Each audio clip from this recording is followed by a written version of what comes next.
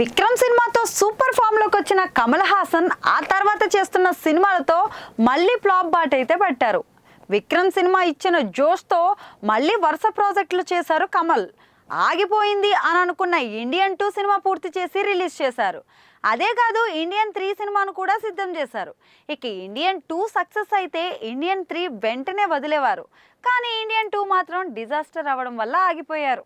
ఇక మణిరత్నంతో దాదాపు 3 దశాబ్దాల తర్వాత చేసిన తగ్ లైఫ్ మీద భారీ అంచనాలు అయితే ఉన్నాయి. కానీ ఆ మూవీ కూడా అంచనాలను అందుకోలేకపోయింది. ఇక తగ్ లైఫ్ సినిమా మరో విక్రమ్ అవుతుందని ఆశించిన కమల్ ఆశలైతే నెరవేరలేదు. అయితే విక్రమ్ ముందు కూడా కమల్ హాసన్ సినిమాల పరిస్థితి ఇలానే ఉండేది. ఏ సినిమా చేసినా అది అంచనాలను అందుకునేది కాదు.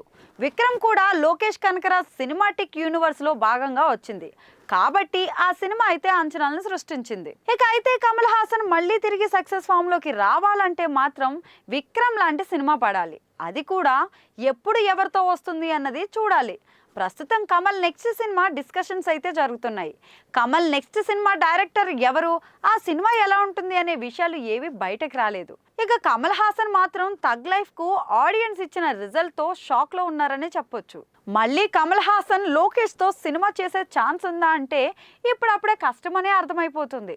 లోకేష్ కాకపోయినా నెల్సన్, కార్తిక్ సుబ్బరాజ్ ఇలా తమిళంలో ప్రస్తుతం ఫామ్ లో ఉన్న దర్శకులతో కమల్ సినిమా చేస్తే ఖచ్చితంగా మరో సక్సెస్ అందుకునే ఛాన్స్ అయితే ఉంటుంది. ఇక కమల్ హాసన్ ఫ్యాన్స్ కూడా ఆయన తిరిగి సక్సెస్ ట్రాక్ ఎక్కితే చూడాలనే కోరుకుంటున్నారు. ఇక ప్రస్తుతం ఇండియన్ 2 టైంలోనే పూర్తి చేసిన ఇండియన్ 3 రిలీజ్ కి అయితే సిద్ధంగా ఉంది. ఆ సినిమా డైరెక్ట్ ఓటీటీకి రిలీజ్ చేస్తారా లేక థియేట్రికల్ రిలీజ్ ఉంటుందా అన్నది మాత్రం తెలియాల్సింది. ఇక ఇండియన్ 2 చివర్లో వదిలిన ఇండియన్ 3 టీజర్ కి అయితే మంచి రెస్పాన్స్ వచ్చింది.